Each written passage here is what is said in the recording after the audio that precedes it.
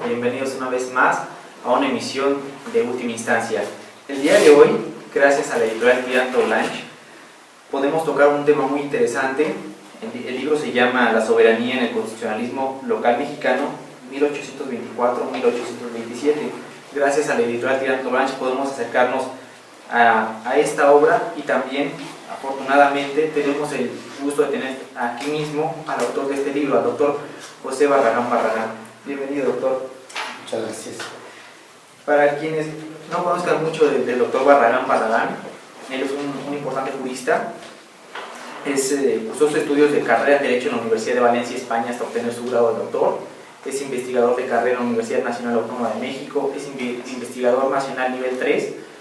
Asimismo, fue consejero electoral del Instituto Federal Electoral en el periodo 1996-2003 y es autor de diversas obras, algunas de ellas, algunos documentos para el estudio de juicio de amparo, la primera ley de amparo de 1861, el proceso de discusión de la ley de amparo de 1869, entre otras obras.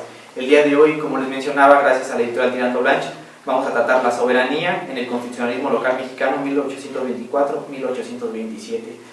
Doctor, nuevamente le doy la bienvenida y bueno, mi primera pregunta sería, ¿por qué estudiar la soberanía, en este caso el constitucionalismo local, 1824-1827? ¿Cuál es su importancia y las delimitaciones de este estudio? La soberanía, en realidad, en el medio académico, inclusive, y desde luego en el medio político, tiene diferentes significados, de tal manera que puede decirse que la doctrina no se ha puesto de acuerdo, creo que los políticos menos, en qué cosa es la soberanía. De manera que desde esa perspectiva del planteamiento que se hace la doctrina y que el ejercicio que luego los políticos llevan a la práctica de la soberanía, resulta interesante. En este caso, el libro se sitúa en 1824, en el momento en que está en proceso la formación del Estado Federal Mexicano, en el momento en que se acepta la idea de que en lugar de un imperio, como quería Iturbide, aceptemos la forma de una república, y además se acentúa el principio de que esa república tenía que ser federal, porque así se expresaron las 19 provincias, que luego se transformarán en 19 estados, que van a ser que van a firmar el pacto inicial de unión de estos estados bajo la forma de una federación. De manera que el planteamiento histórico en sí mismo es de la mayor importancia, y sobre todo porque se maneja una idea de soberanía que prácticamente nosotros desconocemos, en el sentido de que la soberanía no tiene que ver nada con la idea de dominación, que es la que se maneja por la doctrina, en el sentido de que en un Estado organizado bajo una federación, pues no hay dos soberanías, una que pertenece al Estado federal, digámoslo así, y la otra que pertenece a los Estados miembros de esa federación, tal como se puede decir, por ejemplo, con acierto, de lo que ocurre en los Estados Unidos de Norteamérica, en donde todo nos da a entender de que existe un Estado federal que ejerce principios de soberanía, y en donde también existen los Estados miembros de esa federación que ejercen igualmente principios de soberanía. Y pues prueba de ello, al grado de haber tenido en el pasado pues una guerra de secesión, precisamente por mantener vivos y invencibles, digamos, pues esa concepción de una idea de la soberanía, pero en términos un poco de dominación. La soberanía que manejan los estados es una soberanía que es la que corresponde al pueblo de México, y que nosotros esa idea de soberanía la mantenemos hoy en día en el artículo 39 de la Constitución, el cual artículo dice que la soberanía reside originaria y esencialmente en el pueblo, es decir, en el conjunto de todos los mexicanos, y que se instituye para beneficio del pueblo. De manera que son dos principios muy hermosos. El enunciado de la sede de la soberanía está en el pueblo, no está en el Estado federal, porque en México no hay propiamente un Estado federal, hay una entidad federal que es diferente, y la soberanía de este pueblo mexicano se ejerce en esas distintas áreas.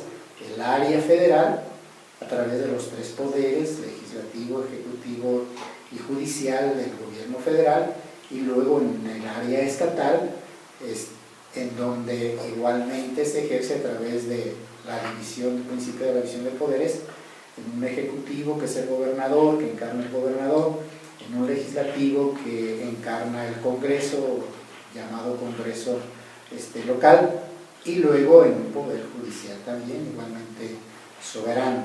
De tal manera que lo que se divide es el ejercicio, pero no la soberanía. La soberanía está en el pueblo, y es voluntad del pueblo que se ejerza de esa manera. Es más, hay algunos artículos de la Constitución muy hermosos, como el tercero, que habla de la educación, en donde nos indica que el ejercicio de la soberanía que pueda corresponderle al Estado en cuanto a entidad de derecho público y dentro del concierto de las naciones, de los demás estados de las, que hay en este momento en el mundo, pues lo va a ejercer también el ayuntamiento. Entonces dice la educación que imparte el Estado, y se abre un guión y dice federación, estados, distrito federal y municipios. Entonces quiere decirse que allí en esa materia de educación el ejercicio también corresponde, soberano, corresponde a los ayuntamientos. Pero, repito, es un ejercicio no de dominación.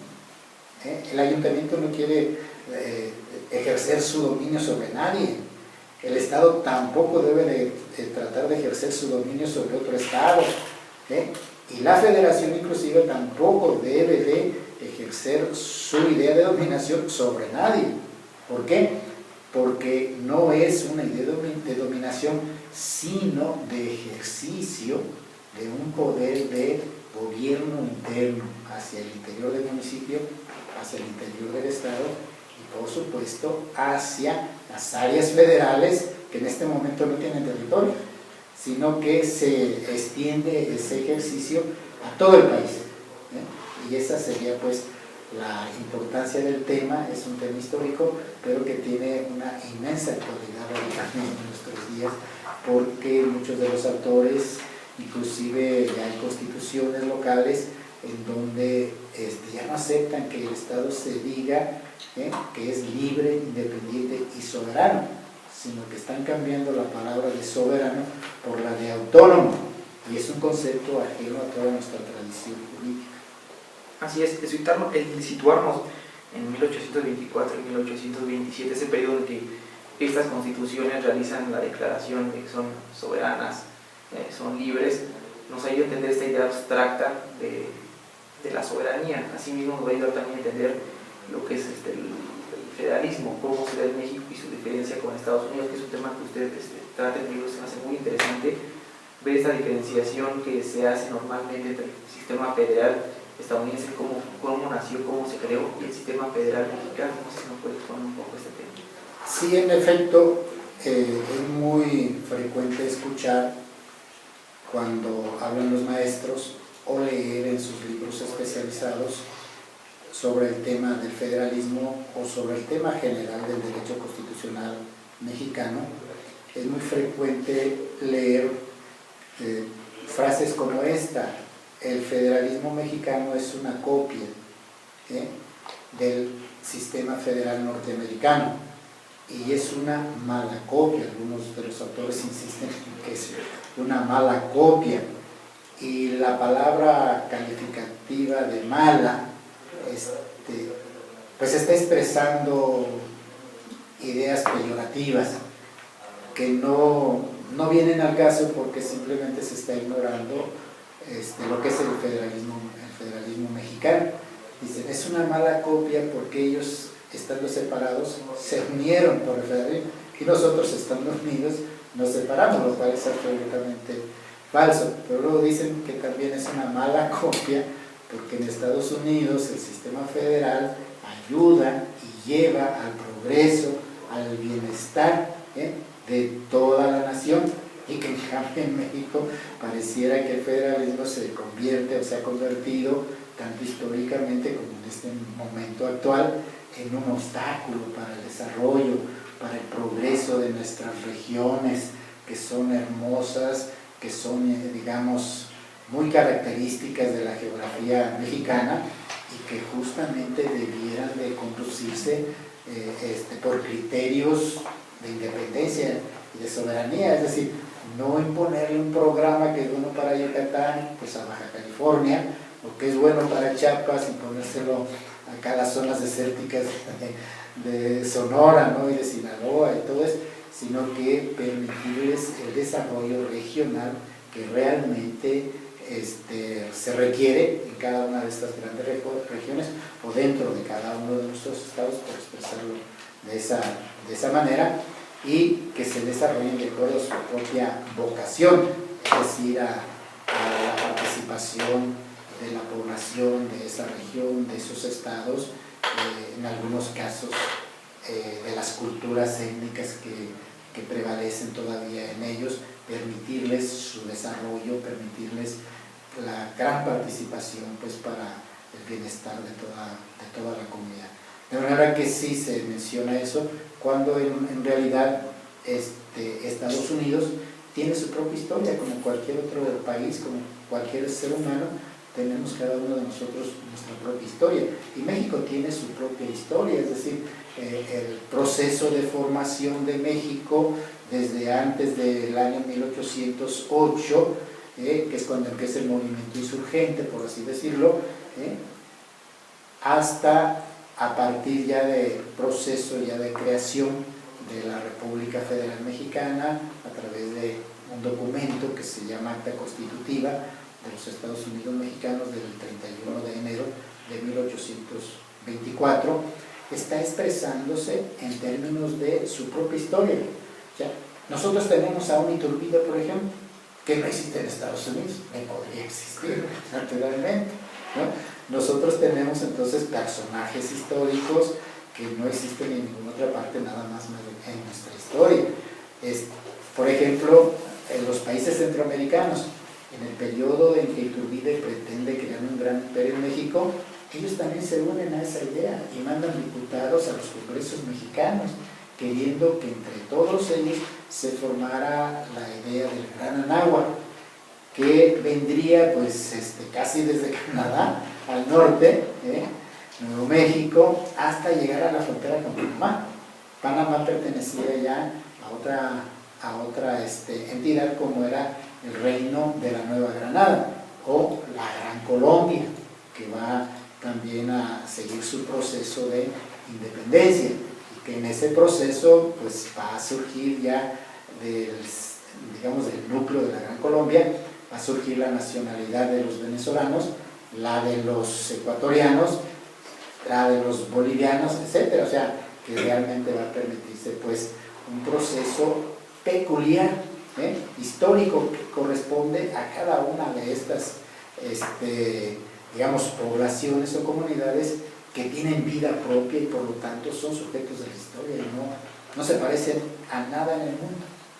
Así es, y uno de los procesos importantes que nos platica en el libro para entender este procedimiento y entender las causas culturales por las cuales se da esta unión en realidad, pues es el proceso emancipatorio de Jalisco, ¿no? A través de, hay un documento que nos platica usted muy interesante del manifiesto de la Diputación de Querétaro, nos dice sí, efectivamente, algo acerca de la soberanía, ¿no? Sí, efectivamente, son a modos de ejemplos, pues, que toma su servidor para ilustrar con hechos históricos también el planteamiento tanto de acontecimientos históricos como de carácter doctrinal y académico. porque finalmente tu servidor pues es un estudioso de la historia. Y desde esa perspectiva el ejemplo de Jalisco lo tomo yo ahí con mucho cariño, porque tu servidor es de Jalisco, ¿no? Pero también hago referencia al caso de Yucatán, al caso de Oaxaca, al caso de Michoacán, al caso pues de otras entidades en donde se expresa de la misma manera esa idea de querer formar una república, pero bajo la forma de gobierno, no de Estado, de gobierno de una federación. ¿Qué significa que lo federal en México es una forma de gobierno? Significa que es un principio para distribuir el poder soberano que solamente el pueblo mexicano tiene. Es decir, no hay dos soberanías en ese planteamiento, es una sola, la del pueblo soberano.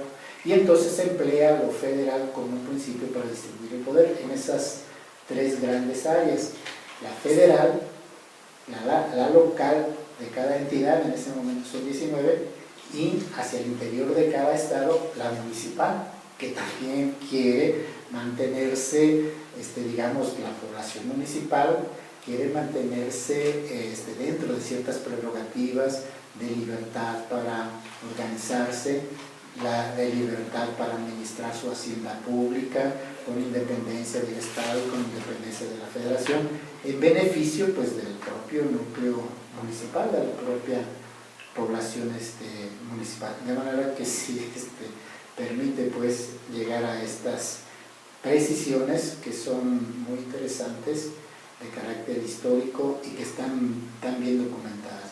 En el caso de Jalisco habría que acentuar, lo mismo ocurre en Zacatecas, lo mismo ocurre en Yucatán y en todas las demás entidades, que Jalisco consulta a la población de sus municipios, de sus comunidades municipales, las consulta y les hace la pregunta, que se pronuncien formalmente cada comunidad si quieren, entre todos ellos unirse para formar un Estado libre, independiente y soberano, o si prefieren formar una provincia, como son hasta ese momento, que dependa de otra provincia, que puede ser en ese caso la de la Ciudad de México, donde estaba la capital del virreinato, la Ciudad de México.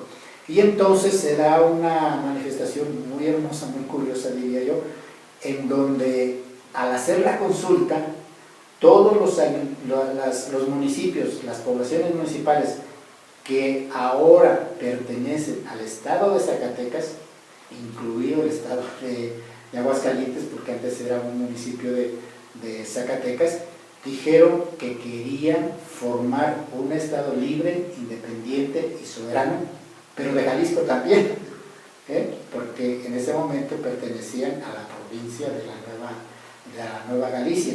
Y entonces las autoridades de Jalisco les dicen, pues de eso se trata, de que ustedes decidan qué es lo que se debe de hacer.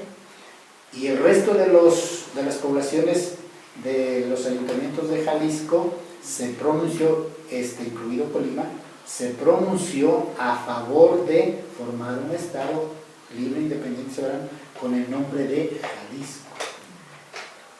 Y esta idea, desde luego, no fue grata para las autoridades que estaban en la Ciudad de México y que habían sustituido a la autoridad del emperador, don Agustín de Iturbide, ya que a don Agustín de Iturbide se le obliga a abandonar el país y se refugia en el año a finales de 1823, se refugia en Inglaterra. Y en ese sentido crea un vacío de poder que va a ser ocupado por 3 generales que van a hacerse cargo del ejercicio de lo que ellos llaman el poder ejecutivo. Y estos 3 generales pretenden someter por la fuerza de los ejércitos que ellos comandan al estado de Jalisco y al estado de Zacatecas. Entonces, en Jalisco está un capitán que se llama Luis Quintanar, y él con sus milicias de Jalisco y de Zacatecas se unen para hacerle frente a este estado. Y logra el ejército del centro comandado por el general Bravo, logra quitarle el cantón de Colima, lo separa efectivamente de Jalisco hasta la fecha. Colima formará con el tiempo, tomará la forma de un estado libre, independiente y soberano de Jalisco y de cualquier otro, pero es por efecto de esta fuerza que quiso entrar por el lado de Colima a Jalisco y logra que efectivamente Colima se separe de Jalisco, pero no logra avanzar más hacia las áreas de lo que era ahorita la geografía de Jalisco, y se viene luego acá por el altiplano, por la parte de Celaya, por la parte de Irapuato, y llegan hasta León, a esa ciudad de León, y ahí se presentan, pues están ya prácticamente frente a frente a los ejércitos, y afortunadamente entran en razón, en sentimientos, digamos, de formar una gran nación y de no dividirla, porque ese era el riesgo, y se sientan a platicar y llegan a un acuerdo de no beligerancia, se retiran las fuerzas que mandaron, que mandó la autoridad de México, y permiten que Jalisco, que Zacatecas, que igual los demás estados, hasta contar 19, lleguen a establecerse bajo esa forma, Estado libre, independiente y soberano, pero unido, ¿sí?, bajo la forma de gobierno de una federación. Así es, y aquí vendría el siguiente tema, ¿no?, que también se me hace muy interesante, la sede de la soberanía, que como se menciona, que el pueblo, la nación, se llega a decir que el Estado mismo, la Constitución. Sí, efectivamente es un concepto que no goza de unanimidad entre la doctrina, tanto nacional como la doctrina extranjera, que se ocupa del tema de la soberanía. No ha llegado a una concepción, digamos, idealmente unitaria, o al menos aceptada por la inmensa mayoría de los tratadistas, en modo alguno. De manera que lo que hay es diferentes opiniones, cada quien tiene su opinión de lo que es la soberanía, de lo que es el Estado federal, y así muchos autores dicen que un Estado no puede haber dos soberanías, entonces que la soberanía es una, y que esa soberanía en un Estado federal pues corresponde al Estado federal y no al Estado unitario. Entonces no debe de haber soberanías estatales porque es inadmisible frente a la concepción teórica de estos autores, sino que debe de haber otra cosa, lo que quieran, autonomía, descentralizaciones, o como se quiera, pues, pero nunca soberanía, porque es una. Y luego, frente a esta teoría, pues hay otras posiciones doctrinales también, en donde muchos autores, sobre todo siguiendo a los norteamericanos, reconocen que el Estado federal se caracteriza por tener dos soberanías, una que corresponde al Estado federal y otra que corresponde a los Estados miembros, de manera que debe de haber un ejercicio respetuoso, recíproco, por quienes tienen en sus manos el ejercicio de una y de otra soberanía.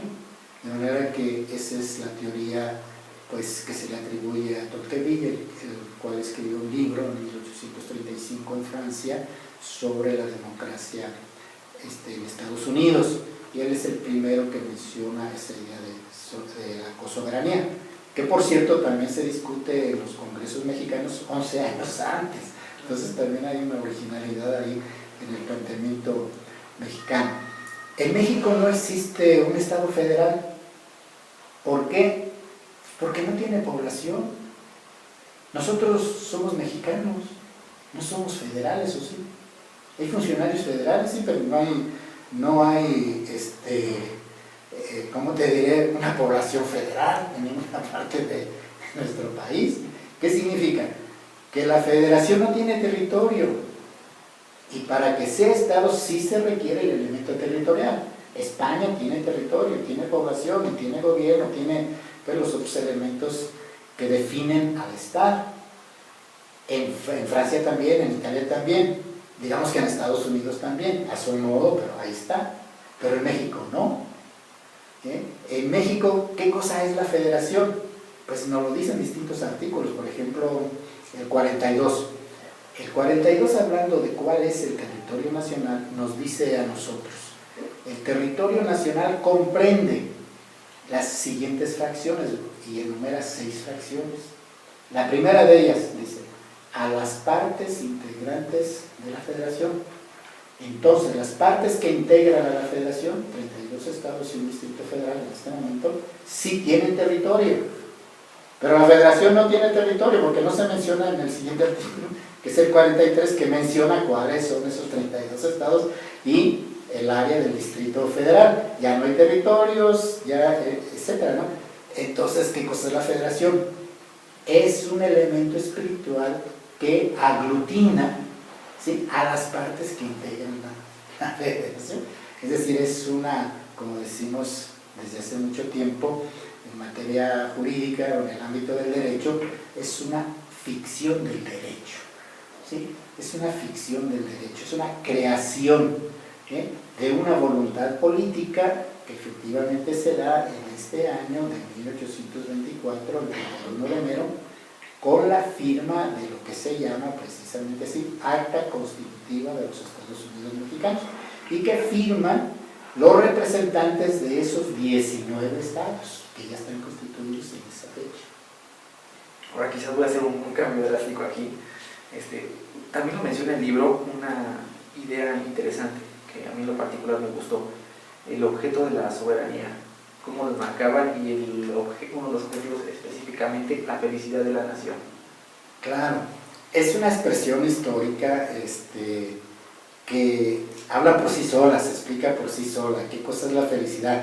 Pues yo creo que nosotros, en la vida familiar de cada uno de nosotros, en la vida de nuestro medio, del colegio donde nos hemos formado, de la universidad donde nos seguimos formándonos y todo eso, pues siempre se nos habla bajo ese aspecto de la felicidad personal, la felicidad del grupo, la felicidad social. O sea, es una expresión feliz, diría yo, ¿no? Pero en nuestro momento, esa idea de felicidad se traduce por el artículo 39, que marca la sede de la soberanía. Dice, la soberanía nacional reside en el pueblo, ¿bien?, de manera originaria y esencialmente, ¿bien?, y se instituye para su beneficio. De tal manera que el objeto del ejercicio del poder soberano es la realización de lo que resulte útil y resulte beneficioso, a cada uno de los mexicanos como individualidades y al conjunto de mexicanos como sociedad nacional, como comunidad nacional. Y desde este punto de vista, ese objeto es sagrado.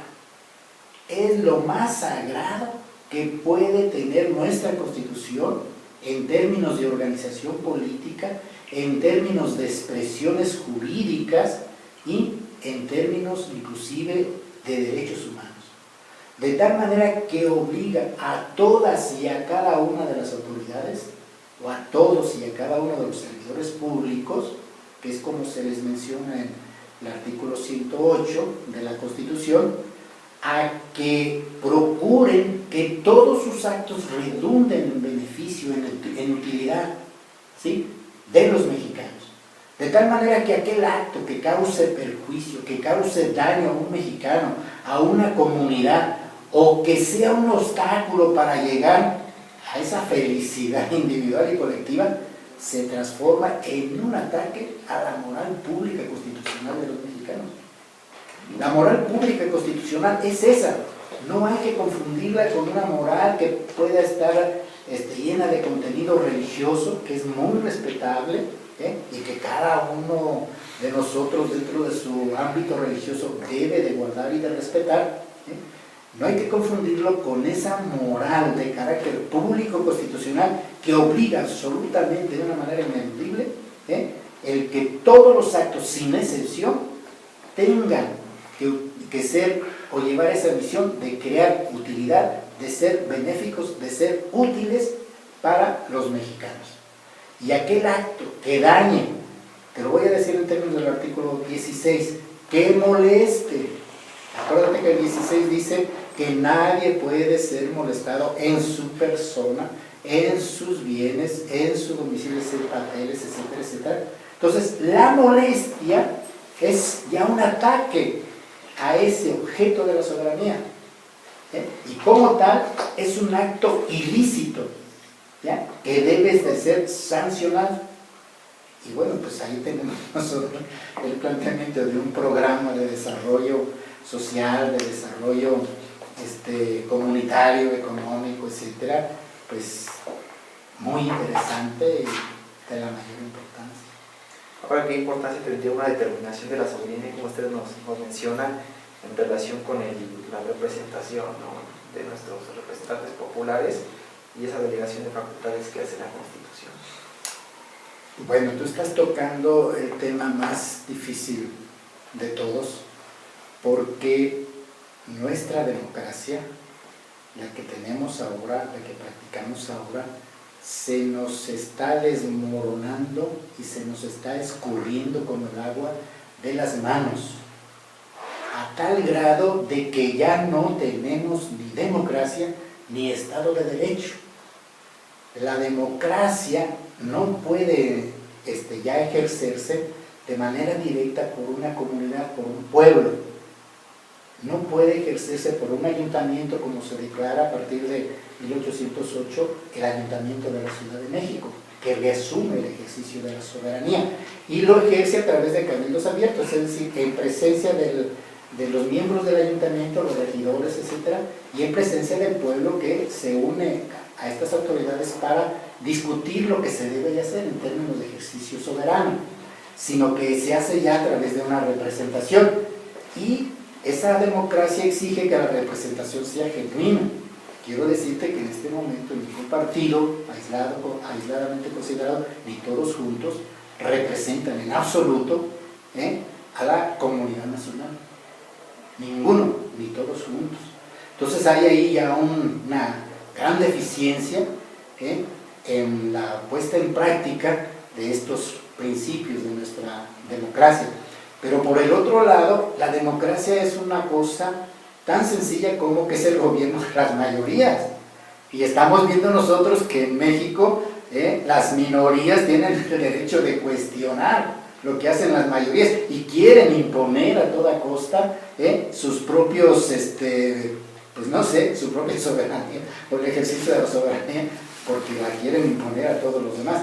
Es decir, el sistema que tenemos en México a estas alturas está en crisis, ¿sí? Está caduco, totalmente caduco. Se nos está, repito, desmoronando, se nos está yendo de las manos como el agua nuestra soberanía, y eso es muy grave. Así es. Desafortunadamente, pues, doctor, el tiempo se nos ha terminado. Sin duda este es un libro interesante, nos puede servir a todas las personas que nos gustan los temas sobre la soberanía, sobre la creación histórica del pueblo mexicano, entender esta historia que tenemos en nuestra Constitución acerca de la soberanía, de las ideas que están detrás de ella, no solamente el elemento político, sino también cultural. En este libro, bueno, encontrarán la exposición de todos estos elementos con una ejemplificación por parte de todas las constituciones históricas locales de 1824 a 1827, que sin duda les va a aclarar mucho acerca de nuestro concepto y cómo hemos utilizado el término de soberanía. No sé si tenga algún último comentario, doctor. No, nada más. Muchas gracias por la invitación. Bueno, pues muchas gracias. También agradecemos a la editorial Tirando Blanche por habernos donado este interesante material. Sigan, esperemos que nos puedan sintonizar próximamente, y bueno, les dejamos nuestras páginas para que puedan seguirnos en Facebook a través de Revista Grado Cero. También pueden encontrarnos en Twitter, y bueno, ahí le dan me gusta y les van a llegar todas nuestras actualizaciones. Muchas gracias.